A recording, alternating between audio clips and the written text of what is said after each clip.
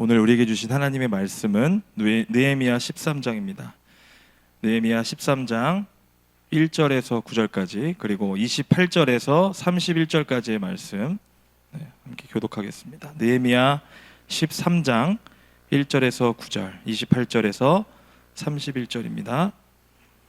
그날 모세의 책을 낭독하여 백성에게 들렸는데 그 책에 기록하기를 암몬 사람과 모압 사람은 영원히 하나님의 총회에 들어오지 못하리니 이는 그들이 양식과 물로 이스라엘 자손을 영접하지 아니하고 도리어 발람에게 뇌물을 주어 저주하게 하였음이라.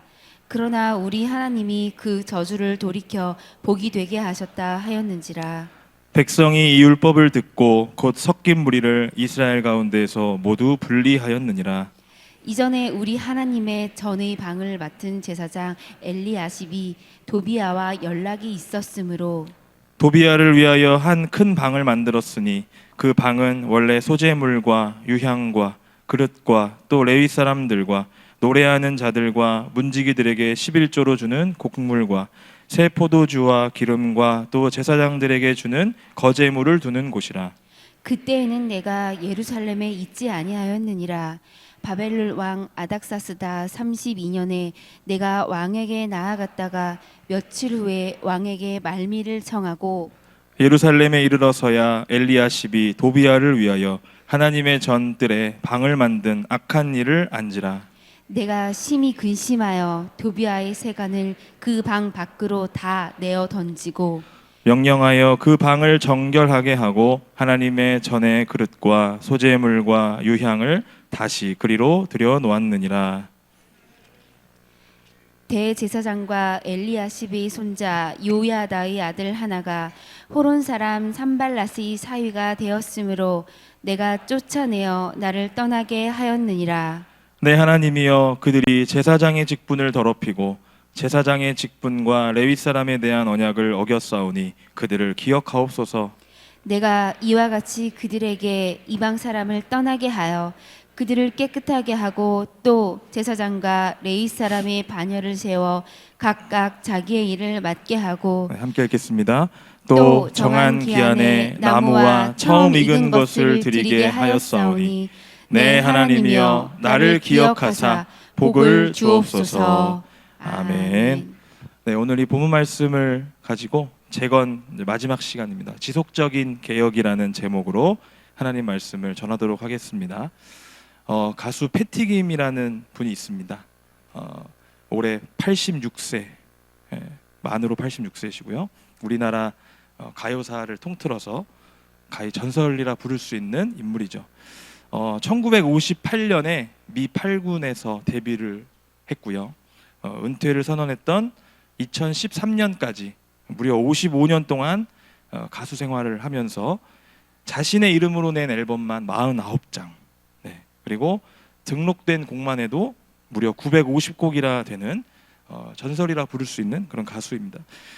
우리나라 가요 역사에서 볼 때 어떤 위치에 있느냐, 트로트의 여왕이라 불리는 이미자 씨와 라이벌 관계를 형성하면서 우리 가요를 발전시켰다고 칭하고 있고요. 또 우리나라 여성 가수의 시작으로 볼 수 있는 그런 가수입니다. 최근에 불후의 명곡이라는 프로그램에 나와서 노래를 부르는데 나이를 무색하게 하는 실력을 이제 보여주면서 많은 사람들을 감동하게 했었습니다.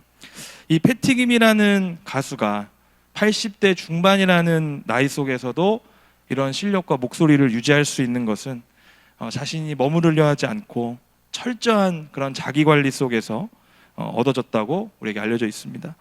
패티김 씨는 매일 5km를 걸으셨고 또 요가를 했고 수영을 1500m씩 매일 같이 하는 그런 운동을 병행했다고 합니다.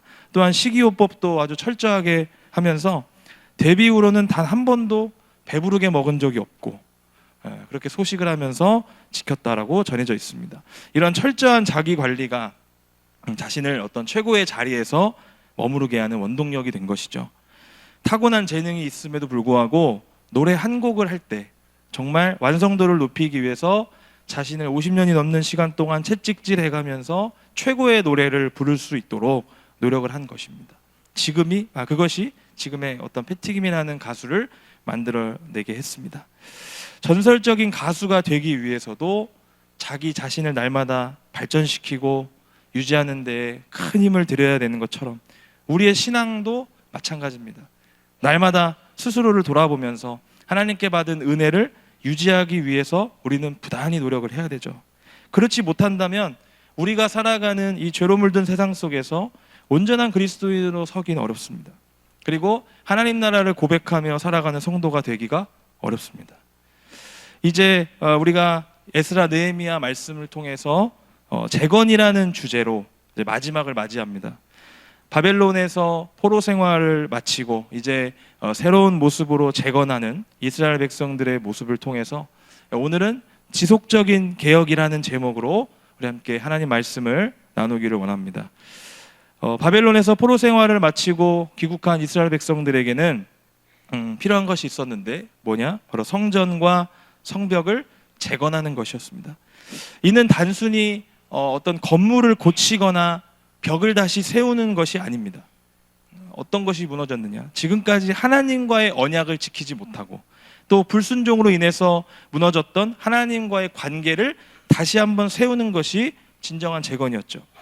이 느헤미야라는 지도자를 통해서 이제 다시 하나님과의 언약을 세우기 위해서 이스라엘은 지속적인 그 개혁 안으로 들어가야만 했습니다.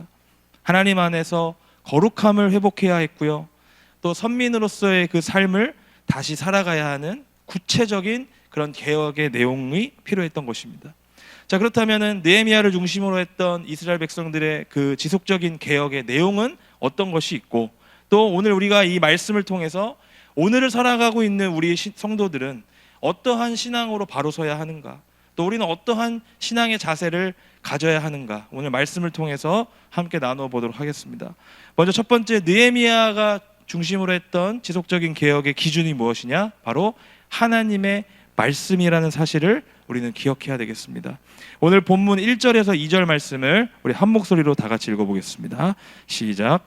그날 모세의 책을 낭독하여 백성에게 들렸는데 그 책에 기록하기를 암몬 사람과 모압 사람은 영원히 하나님의 총회에 들어오지 못하리니 이는 그들이 양식과 물로 이스라엘 자손을 영접하지 아니하고 도리어 발람에게 뇌물을 주어 저주하게 하였음이라. 그러나 우리 하나님이 그 저주를 돌이켜 복이 되게 하셨다 하였는지라. 아멘. 여기 1절에서 말씀하고 있는 그날, 이 그날이라는 날은 언제냐? 우리 바로 앞장에 있는 12장에 등장하는 성벽 봉헌식을 한 날을 의미합니다. 이 성벽을 이제 봉헌했습니다. 다 지었고 이제 성벽을 하나님께 바치면서 이제 이스라엘 백성들이 다 같이 모여 이제 감사와 찬송을 하나님께 올려드리는 시간을 가졌습니다. 이제 모든 사람들이 모여서 즐거워하는 소리가 들리는 가운데 느헤미야는 이제 모세의 책을 낭독하기 시작합니다. 여기서 모세의 책이란 무엇이겠습니까? 율법이 담겨져 있는 모세 오경, 즉 토라를 의미하는 것입니다. 느헤미야는 이 개혁의 기준을 이 모세 오경, 즉 하나님의 말씀을 기준으로 시행하기 시작합니다.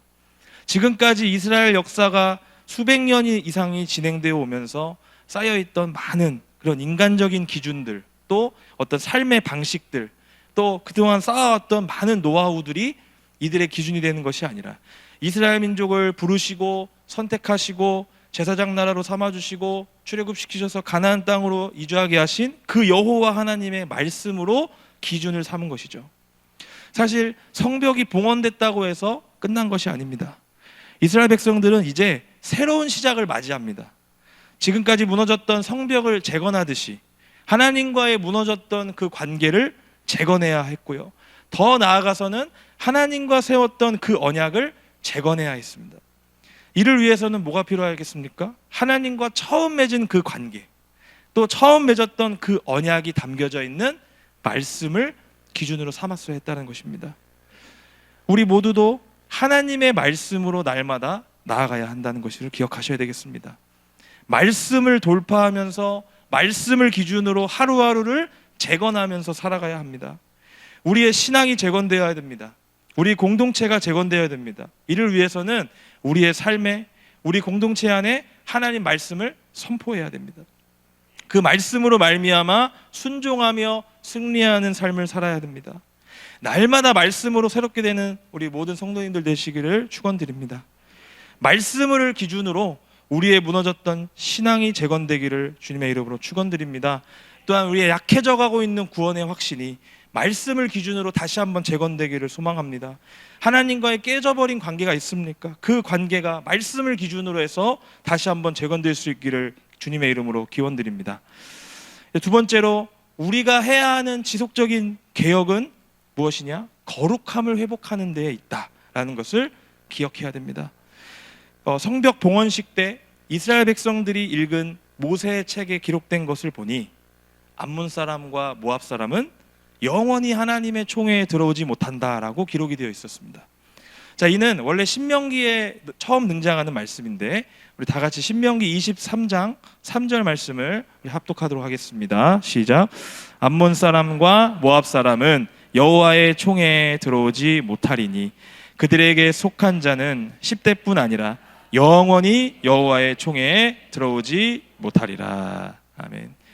자, 이들이 2절에 나오는 대로, 오늘 본문 2절에 나오는 대로 왜 이들이 들어오지 못했느냐?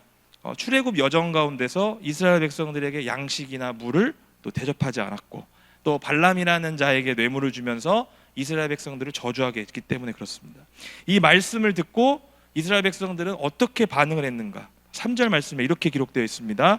백성이 이 율법을 듣고 곧 섞인 무리를 이스라엘 가운데서 모두 분리하였느니라.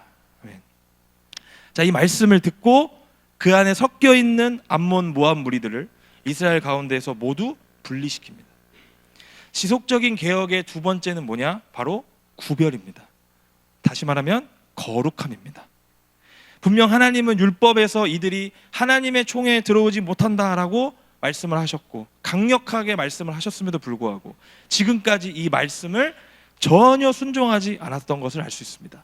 4절 이하의 말씀을 보시면 이렇게 기록되어 있습니다. 이전에 우리 하나님의 전의 방을 맡은 제사장 엘리야십이 도비아와 연락이 있었으므로 도비아를 위하여 한 큰 방을 만들었으니 그 방은 원래 소재물과 유향과 그릇과 또 레위 사람들과 노래하는 자들과 문지기들에게 11조로 주는 곡물과 새 포도주와 기름과 또 제사장들에게 주는 거제물을 두는 곳이라. 이렇게 말씀합니다.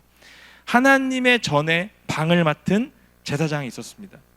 성전 안에 있는 방을 이제 관리하고 책임지는 제사장이 있었는데 엘리야십이라는 이 제사장이 암몬 사람이었던 도비아라는 사람을 위해서 방 큰 거 하나를 내주게 되는 사건이 있었습니다. 자, 그 방이 원래 어떤 방이었느냐? 하나님께 제사를 드리는 데 쓰는 제물, 또 사용하는 물건들을 보관하는 방이었습니다. 그런데 그 방에 있는 제물과 제사를 위해서 쓰는 그 물건들을 다 내어놓고 도비아라는 사람을 위해서 그 방을 따로 만들어낸 것이었어요. 하지만 엘리야십은요, 이 성전의 방을 맡은 제사장으로서 율법에 어긋난 행동을 계속해서 해왔던 것이죠. 심지어 하나님의 총회에 영원히 들어오지 못한다고 또 이스라엘의 대적자였던 이 암몬 사람 도비아를 위해서 방을 내줘버리는, 해서는 안 되는 행동을 한 것이었습니다. 이는 언뜻 보면 아무것도 아닌 것처럼 느껴집니다. 그저 한 사람을 위해서 방 하나 내준 게 뭐가 그렇게 대단한 것처럼 보이겠습니까? 하지만 이것은 거룩함을 잃어버리는 행위이자 하나님의 말씀에 불순종하는, 제사장으로서는 절대 해서는 안 되는 그런 행동을 보여준 것이었습니다. 자, 이 사실을 알게 되자 이 말씀에 근거해서 느헤미야는 도비아의 방을 정리하기 시작하는데 오늘 말씀 8절에서 9절 말씀을 다 같이 한번 읽어보겠습니다. 자, 시작. 내가 심히 근심하여 도비아의 세간을 그 방 밖으로 다 내어 던지고 명령하여 그 방을 정결하게 하고 하나님의 전의 그릇과 소재물과 유향을 다시 그리로 들여 놓았느니라. 아멘. 여기서 내가 심히 근심했다라고 하는, 심히 근심하다라는 말은 원문으로 보면 불쾌하고 역겨웠다라는 뜻입니다. 그러니까 느헤미야는 지금 어떠한 마음을 가지고 있느냐? 하나님의 전을 향한, 또 하나님의 그 성전을 향한 거룩한 분노가 치밀어 올랐다라는 것입니다. 하나님의 전에 이스라엘을 대적한 자의 방이 따로 마련되어 있었다라는 사실을 듣고 느헤미야는 의로운 분노를 느끼게 됩니다. 그러자 느헤미야는 어떻게 하느냐? 이 방에 있었던 도비아의 세간을 다 방 밖으로 내어 던지고 그 방을 정결하게 하고 원래 있었던 재물 또 제사에 쓸 물건들을 원래대로 갖다 놓습니다. 사실 느헤미야가 정결하게 하라고 했던 명령한 그 방은 하나가 아닙니다. 원문에서 보시면 이 방은 하나를 뜻하는 것이 아니라 여러 개를 뜻하는 복수 형태로 사용되었습니다. 따라서 느헤미야가 지금 어떠한 마음을 가지고 있느냐, 이 성전 안에서 도비야라는 자의 잔재가 남은 모든 방들을 하나도 남김없이 정결하라고 하는 그런 노력을 보여주고 있다는 사실을 우리는 기억해야 됩니다. 그리고 느헤미야는요, 이 일을 어떻게 했느냐, 지체 없이 즉각적으로 시행하는 모습을 보여줍니다. 왜 그렇습니까? 하나님을 예배하는 일이 걸린 문제이기 때문에 그렇습니다. 그래서 이스라엘 백성들로 하여금 즉각적으로 이 방을 정결하게 하라고 명령하고 있는 것을 볼 수 있습니다. 사랑하는 우리 성도 여러분, 우리는 거룩함을 회복해야 합니다. 세상에서 살아가면서 하나님 나라의 백성으로 예수 그리스도를 나의 주인으로 삼는다고 말하면서, 영접하는 자라고 말하면서 세상 사람들과 다른 것이 없다면 우리는 그리스도인들로서 정체성이 하나도 없습니다. 다 사라지게 됩니다. 하나님의 말씀을 기준으로 살아가기를 결단하는 사람들이라면 반드시 필요한 것이 무엇이냐? 바로 세상 속에서 구별되어 살아가는 삶이라는 것입니다. 그리스도인이라고 고백하면서 세상의 원리를 따라 살아가거나 세상의 풍조와 문화를 따라가는 것은 모순적인 삶이 아닐 수 없습니다. 하나님의 말씀을 기준으로 두고 그 말씀의 근거에서 내 안에 여전히 구별되지 못하는 모습으로 살아가는 나의 모습을 그 방 밖으로 내어 던질 수 있기를 축원드립니다. 우리는 세상에 섞여 있는 것들을 분리하는 작업부터 시작해야 됩니다. 말씀을 기준으로 그것이 하나님의 말씀으로 인해서 분리되어야 되는 것이라면 우리는 결단하고 즉각적으로 그 모든 것들을 우리의 방 밖으로 내어 던져야 된다는 것을 기억하셔야 돼요.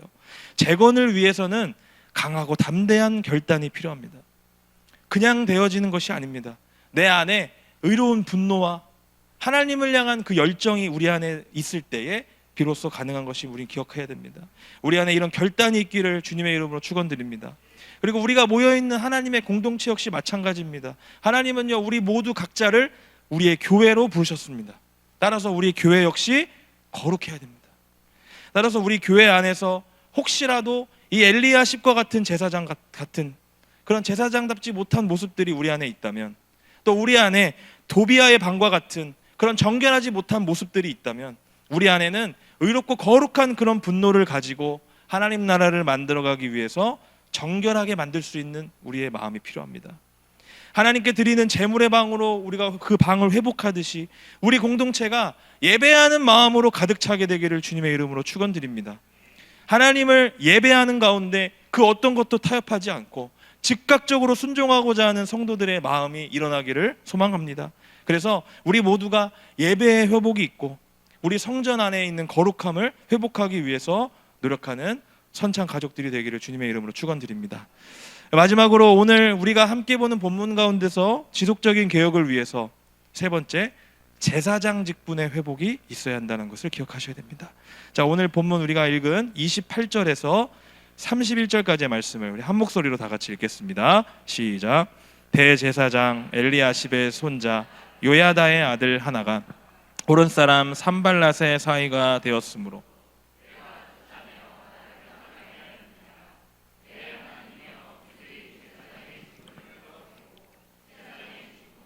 레위 사람에 대한 언약을 어겼사오니 그들을 기억하옵소서. 내가 이와 같이 그들에게 이방 사람을 떠나게 하여 그들을 깨끗하게 하고 또 제사장과 레위 사람의 반열을 세워 각각 자기의 일을 맡게 하고 또 정한 기한에 나무와 처음 익은 것을 드리게 하였사오니 내 하나님이여 나를 기억하사 복을 주옵소서. 아멘. 느헤미야는 오늘 앞구절에 읽었던 9절까지의 내용을 봤을 때 그 이후에 10절 이하에서부터는 이제 레위인들에 대한 몫을 주는 것, 또 안식일을 거룩하게 지키는 것을 이제 개혁의 내용으로 이야기합니다. 그리고 더 나아가 마지막으로 이제 이방 여인들과의 통혼을 금지하는, 이제 혼인을 금지하는 그 개혁의 내용을 이제 하면서 마무리하는데, 물론 우리가 성경 말씀에서 아는 것처럼 이방인으로서도 하나님의 총회에 들어온 그런 사람들이 있었습니다. 뭐 룻이나 또 라합과 같은 그런 여인들이 예수 그리스도의 족보 안으로 들어오는 그런 역사가 있었지만, 사실 모압이나 이 암몬 같은 이방 족속들은 하나님께서 가까이 하지 말라고 특별히 말씀하신 족속이었습니다. 자, 그 이유는 우리가 위에서 이야기했지만 이 출애굽의 여정 가운데서 이스라엘을 저주하고 이스라엘을 영접하지 않았기 때문에 그렇다는 것이죠. 다시 말하면 이것의 영적인 의미는 무엇이냐? 하나님의 구원의 역사를 방해하고 동참하지 않았다라는 것입니다. 그러니까 그런 이유로 인해서 유대인들 가운데서 이방 여인을 취하지 말라라는 그런 율법을 다시 한번 제정한 것이죠. 그런데 오늘 말씀에 보면 유대인들 중에서 이방 여인을 아내로 맞이한 자들이 있었다는 것이죠. 자, 그런데 이것을 말씀에서는 이방 여인을 혼인 여자로 맞이한 것을 뭐라고 평가하고 있는가 하면, 우리가 읽지 않았지만 27절 말씀에 보면 이렇게 얘기합니다. 너희가 이방 여인을 아내로 맞아 이 모든 큰 악을 행하여 우리 하나님께 범죄하는 것을 우리가 어찌 용납하겠느냐, 이렇게 이야기합니다. 그러니까 이방 여인을 아내로 맞이하는 것을 뭐라고 표현하고 있습니까? 큰 악이자 하나님께 범죄하는 것이라고 이렇게 표현하고 있습니다. 자, 그런데 오늘 우리가 방금 전에 읽었던 28절 이하의 말씀에 보시면 이 큰 악이자 하나님께 범죄하는 행위를 누가 하고 있느냐? 대제사장 엘리야십이라는 사람의 손자이자 요야다라는 사람의 아들 하나가 이 산발랏의 사위가 되는 그런 사건이 일어난다는 것이죠. 이 산발랏은 누구이냐? 느헤미야 2장에 등장하는 느헤미야의 대적 중에 한 사람입니다. 이렇게 느헤미야를 대적하고 이스라엘 민족을 업신여기는 그런 가문에 대제사장의 자손이 사위로 들어간 겁니다.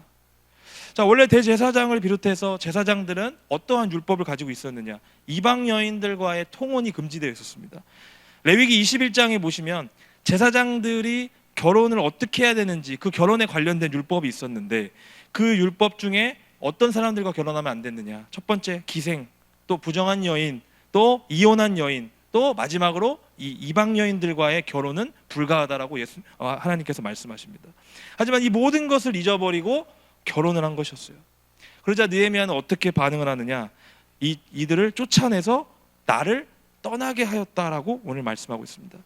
자, 이제 느헤미야는 마지막 개혁으로, 이 지속적인 개혁의 내용의 마지막 개혁으로 제사장들이 이방 사람을 떠나서 제사장과 레위 사람의 반열을 세워서 각각 자기의 일을 맡게 하고, 또한 정한 기한에 나무와 처음 익은 것을 드리는 그 제사를 맡아서 그 모든 것들을 회복하게 한다는 것이죠. 이 말 역시 오늘을 살아가는 우리 성도들에게도 해당됩니다. 왜 그러느냐? 우리는 모두 왕 같은 제사장으로 부름받은 사람들이기 때문에 그렇습니다. 신약 베드로전서 2장 9절 말씀을 우리 다 같이 한 목소리로 읽어보겠습니다. 시작.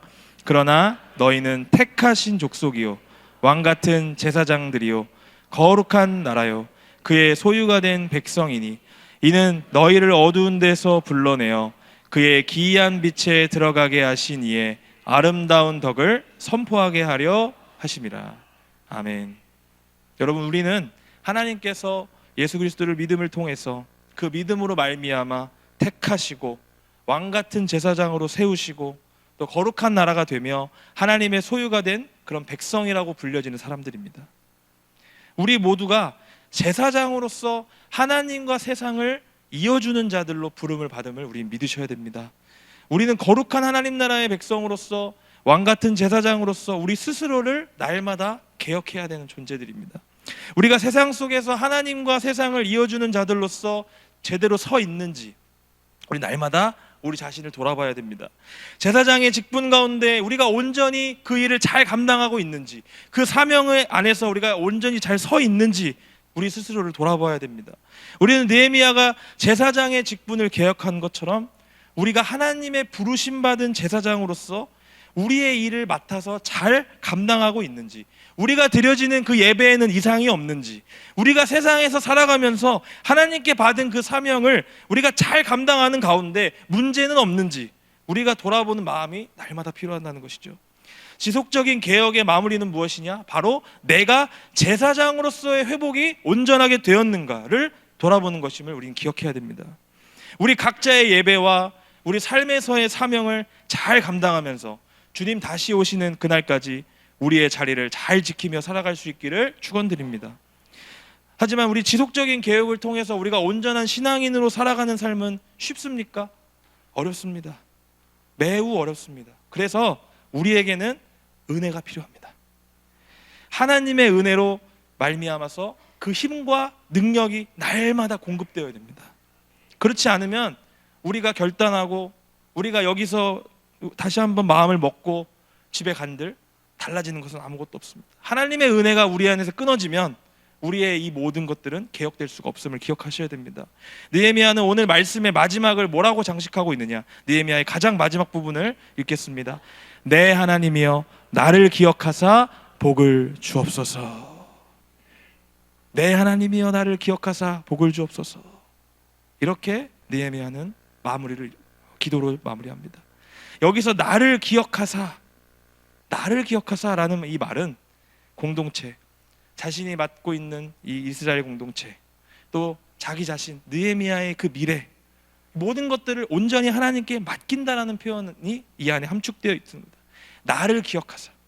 우리는 앞으로 그 개혁된 삶을 살아가기 위해서 이러한 기도를 날마다 드리며 하나님 앞에 재건되어야 됩니다.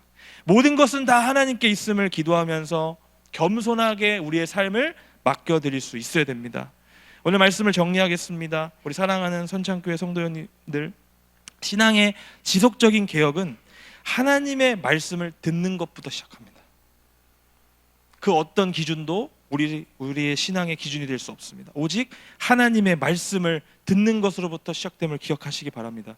말씀을 기준으로 우리의 신앙과 소망이 다시 한번 재건되고 세워지기를 축원드립니다. 말씀을 기준으로 해서 우리의 삶의 모든 기준들이 다시 한번 온전히 재건되기를 소망드립니다. 그리고 우리의 거룩함이 회복되기를 소망합니다. 세상 속에 살아가면서 구별됨 없이 아무런 힘도 없이 소망 없이 그냥 한 사람으로서 살아가는 그런 삶이 아니라 거룩함이 우리 안에서 회복되어서 세상 속에서 구별되고 분리되면서 승리하면서 살아갈 수 있는 우리 모두가 되기를 소망합니다.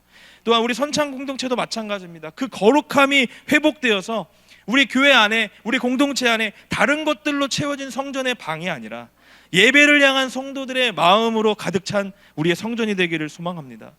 그래서 하나님의 말씀과 하나님을 향한 그 사랑과 하나님을 향한 그 열정과 그 마음으로 가득 차고 정결해지는 우리 교회가 되기를 축원드립니다. 그리고 우리 모두는 왕같은 제사장으로서 부름받음을 기억하시기 바랍니다.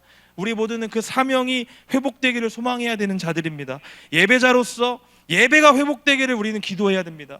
내가 예배자로서 성공하기를 기도해야 됩니다. 나의 예배가 실패하는 예배가 아니라 하나님께서 흠양하시고 하나님께서 받아주시고 하나님께서 나의 예배를 사용해 주시는 그 예배자로서 우리는 하나님과의 관계가 살아나야 됨을 우리는 이 시간 기억해야 됩니다. 그리고 세상 속에서 하나님과 세상을 이어주는 통로로서 우리는 부름받았음을 기억하십시오. 그래서 이 사명을 잘 감당해서 온전한 재건을 이룰 수 있는 우리 모두가 되기를 주님의 이름으로 축원드립니다. 마지막으로 이 모든 것들을 온전히 하나님께 맡기며 우리가 기도해야 될 제목이 있습니다. 바로 나를 기억하사 복을 주옵소서.